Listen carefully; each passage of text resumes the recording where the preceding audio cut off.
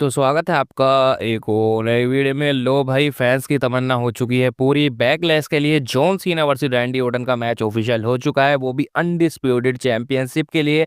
आज की इस वीडियो में हम फ्राइडे नाइट स्मैकडाउन का रिव्यू करने वाले हैं। क्या हुआ है सारी बात करने वाले हैं इस वीडियो में, इसलिए वीडियो चिपके रहिएगा। वीडियो को शुरू से लेकर लास्ट तक देखिएगा। सबसे पहले हमें शो की शुरुआत में थीम सॉन्ग सुनने को मिलता है, the hustle loyalty respect she nation leader John Cena का। जॉन सीना आते हैं एंड आज वे न्यू मर्चेंडाइज के साथ आए थे, ग्रीन वाली उन्होंने मर्चेंडाइज पहन रखी थी। जॉन सीना रिंग में आते हैं एंड मंडे नाइट रो की तरह भी यहाँ पर भी अनाउंसर को रिंग में बुलाते हैं एंड यहाँ पर अनाउंसर को पर्ची पकड़ाते हैं।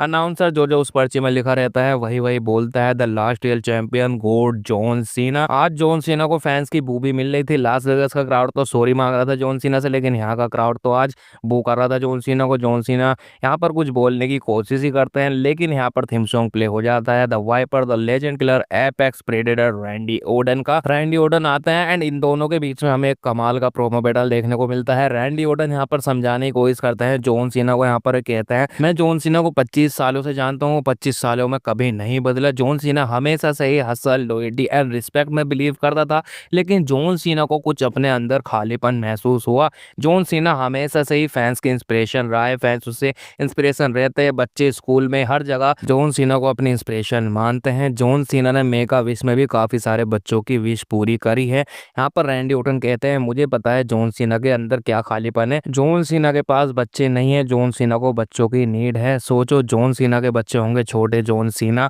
चौकोर जबड़े वाले, जो दुनिया को बदल के रख देंगे। ये मुझे काफी फनी लगता है। जॉन सीना यहाँ पर एकदम से यहाँ पर एंग्री हो जाते हैं। यहाँ पर कहता है, हाउ डेयर यू, तुम्हारी कहने की हिम्मत कैसे हुई। जॉन सीना यहाँ पर अच्छा काउंटर करते हैं। यहाँ पर कहते हैं, मेरे बच्चे इसलिए नहीं है क्योंकि मैंने तुम्हारे बच्चों को बड़ा करा है, उन्हें पाला है, पोसा है, उन्हों की इंस्पिरेशन बनाऊं मैं। भले ही वे तुम्हारे बच्चे हैं, लेकिन उन्हों को बड़ा मैंने करा है। इसके बाद रिंग साइड पर एक बच्चा बैठा रहता है, उस बच्चे की तरफ को इशारा कर कर जॉन सीना कहते हैं उसका बाप लूजर है, लेकिन वो बच्चा मिडिल फिंगर भी दिखा देता है जॉन सीना को। काफी ज्यादा फनी लगता है। जॉन सीना उस बच्चे को और उस बच्चे के बाप को लूजर लूजर करके कॉल करते रहते हैं, काफी बुरी। यहाँ पर जॉन सीना उन्हों की बेइज्जती करते हैं। रैंडी ऑर्टन यहाँ पर कहते हैं कि इन्हों को ऐसा मत कहो, आज तुम जहाँ पर भी हो, जिस मुकाम पर भी हो, सिर्फ इन्हों की वजह से हो। यहाँ पर जॉन सीना मना कर देते हैं, मैं इन्हों की वजह से नहीं हूँ, मैंने मेहनत करी है, इसी वजह से मैं आज यहाँ पर हूँ। मैंने 25 सालों से यही सुना है, जॉन सीना सीना सख्त, यहाँ पर वो यही कहते रहते थे। तो मैं आज जो भी हूँ अपनी वजह से ही हूँ, अपने बलबूते पर ही हूँ। इसके बाद रैंडी ऑर्टन कहते हैं, तुम यहाँ पर एक गेस्ट हो, तुम आते हो एंड वापसी हॉलीवुड में चले जाते हो। जॉन सीना यहाँ पर कहते हैं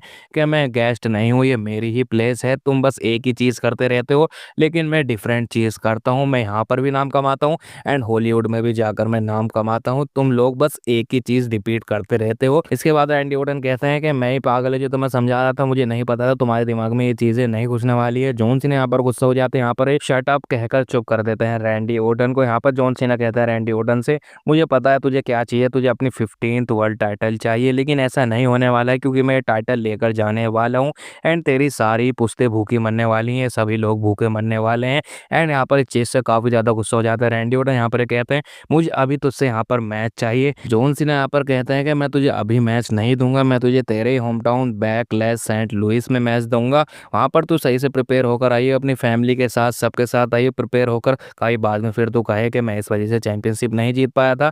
इसके बाद जॉन सीना चैंपियनशिप फेंकते हैं रैंडी ऑर्टन के ऊपर एंड यहाँ पर बजाने लग जाता है रैंडी ऑर्टन के ऊपर। यहाँ पर लात लात बजाते रहते हैं। इसके बाद जॉन सीना टाइटल लेते हैं हाथ में एंड वे मारने की कोशिश करते हैं रैंडी ऑर्टन को। वे भागते हैं मारने को, लेकिन रैंडी ऑर्टन यहाँ पर डोज कर देते हैं एंड वे एक कमाल का आरकेओ हिट कर देते हैं जॉन सीना में।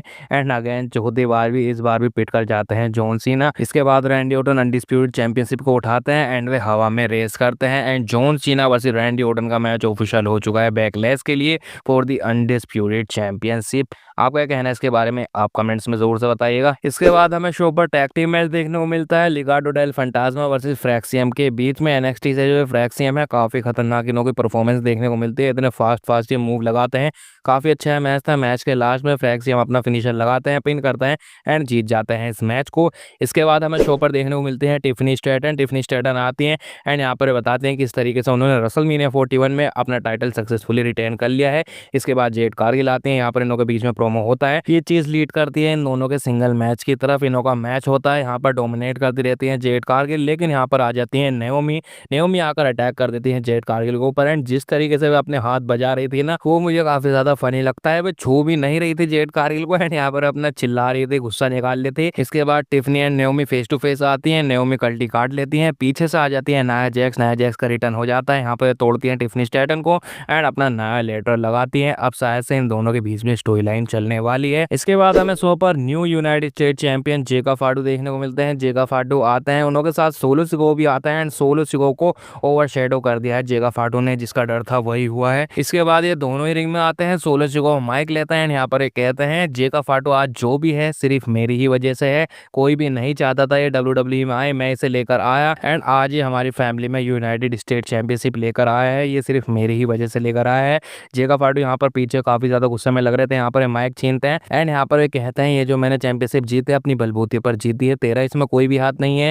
यहाँ पर एले नाइट का थीम सॉन्ग प्ले हो जाता है, एले नाइट आते हैं, यहाँ पर अपना रीमैच की मांग करते हैं और भी कुछ यहाँ पर कहते हैं। इसके बाद यहाँ पर थीम सॉन्ग प्ले हो जाता है ड्रू मैकिंटायर का। अब यहाँ पर काफी ज्यादा मजा आता है, ड्रू मैकिंटायर एकदम से सबको ही रोस्ट कर देते हैं, सबसे पहले वे WWE को ही रोस्ट कर देते हैं। यहाँ पर कहते हैं मैं जॉन सीना के पीछे जाने वाला था अनडिस्प्यूटेड चैंपियनशिप के लिए, लेकिन रैंडी ऑर्टन उसके पीछे चला गया। यहाँ पर कहते हैं ये WWE वर्ल्ड एंटरटेनमेंट रेसलिंग नहीं है, ये नेपो एंटरटेनमेंट रेसलिंग है, यहाँ पर नेपोटिज्म बहुत चलता है। इसके बाद एले नाइट आराम से कॉर्नर पे बैठे रहते हैं, यहाँ पर कहते हैं अच्छा ठीक है, जब तुम्हारी बकवास हो जाए ना मुझे बता देना एंड ड्रू मैकिंटायर इन्हों को भी रोस्ट कर देते हैं। यहाँ पर कहते हैं कि ये फनी नहीं था, एक फनी चीज बताऊं, तेरी टाइटन रेन एकदम बकवास थी। इसके बाद यहाँ पर एले नाइट भी काफी अच्छा काउंटर करते हैं, यहाँ पर कहते हैं अच्छा मुझे तो याद भी नहीं तेरी कोई टाइटन रेन था, ये लाइन काफी फनी लगती है मुझे। यहाँ पर रेसलमेनिया 40 की बात कर रहे थे जब डेमन पीस ने आकर कैश इन कर दिया था ड्रू मैकिंटायर के ऊपर। इसके बाद यहाँ पर इन्होंने बहस चलती रहती है, यहाँ पर आ जाते हैं निक एल्डिस, यहाँ पर वे आकर कह देते हैं कि आज रात LA Knight versus Drew McIntyre का मैच होगा एंड जो भी उस मैच में जीतेगा वो बनेगा number 1 contender for the United state championship. इसके बाद ये सेगमेंट खत्म हो जाता है। इसके बाद हमें ज़ेलिना वेगा वर्सेस चेल्सी ग्रीन का मैच देखने को मिलता है, वो भी वुमेन्स यूनाइटेड स्टेट चैंपियनशिप के लिए।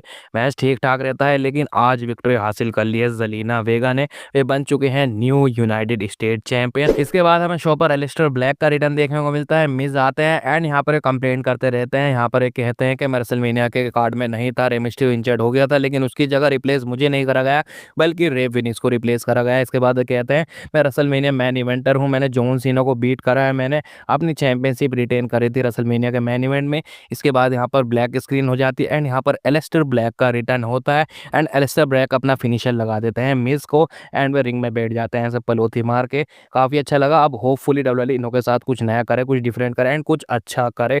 वैसे आपका कहना है इसके बारे में आप बताइएगा जरूर। इसके बाद हमें शो पर Drew McIntyre versus LA Knight का मैच देखने को मिलता है यूनाइटेड स्टेट चैंपियनशिप के नंबर 1 कंटेंडर के लिए। इस मैच के दौरान क्या होता है, ड्रू मैकिंटायर के ऊपर ध्यान रहता है रेफरी का। यहाँ पर आ जाते हैं सोलो सिकोआ समवन स्पाइक लगा देते हैं एले नाइट में, वे रिंग में फेंक देते हैं एले नाइट को।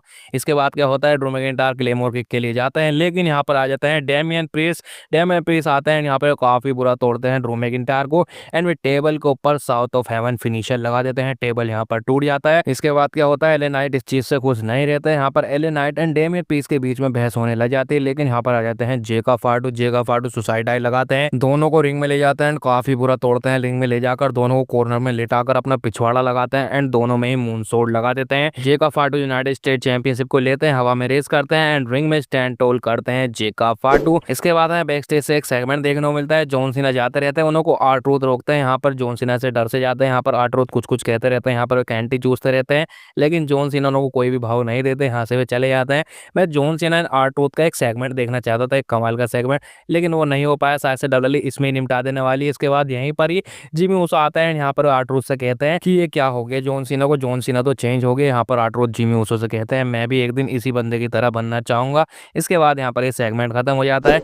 इसके बाद हमें शो के मेन इवेंट में देखने को मिलता है DIY versus street profit versus MCMG, इसके बीच में एक TLC मैच, वो भी WWE टैग टीम चैंपियनशिप के लिए। अब इस मैच की जितनी तारीफ करूं उतना कम है। ये मैच WWE ने रेसलमेनिया 41 में क्यों नहीं कराया, एक कमाल का ये मैच था। WWE एक मैच एक्स्ट्रा ऐड कर देती या किसी मैच को निकाल देती, इस मैच को ऐड कर देती। इतने खतरनाक यहाँ पर स्पोर्ट देखने को मिलते हैं, सभी चीज को यहाँ पर यूज हो रहा है, चेयर्स का, लेडर का, टेबल भी यहाँ पर टूट रहे हैं एंड एंजेलो डॉकिंस जो लेडर पे से वो हवा में स्पेयर लगाते हैं, वो तो काफी खतरनाक था। एक तो वे हवा में स्पेयर लगा रहे हैं एंड वे टेबल को ऊपर गिरते हैं, मुझे लगता है वहां पर एंजेलो डॉकिंस इंजर्ड हो गए थे। इसके बाद क्या होता है, मैच के लास्ट में MCMG स्ट्रीट प्रॉफिट DIY के तीनों एक बंदे यहाँ पर लेडर पर चढ़े रहते हैं, यहाँ पर एक दूसरे को गिराने की कोशिश करते हैं लेकिन मोंटेस फोर्ड दोनों को ही लेडर पे से गिरा देते हैं एंड वे स्टिल रिटेन कर लेते हैं अपनी चैंपियनशिप को। काफी खतरनाक है मैच था, आपको एक बार जरूर से देखना चाहिए। तो ये कुछ देखने को मिलता है हमें आज के फ्राइडे नाइट स्मैकडाउन में। आपको ये शो कैसा लगा आपको मेरा रिव्यू कैसे लगा आप कमेंट्स में ज़रूर से बताइएगा। तो बस आज की वीडियो यहीं तक की थी। आपको वीडियो कैसी लगी कमेंट्स में ज़रूर बताना है। आपको इसी तरह की वीडियो देखना पसंद हो तो हमारे चैनल को ज़रूर से सब्सक्राइब करना है। मैं मिलता हूँ आपसे नेक्स्ट वीडियो में, तब तक के लिए बाय बाय।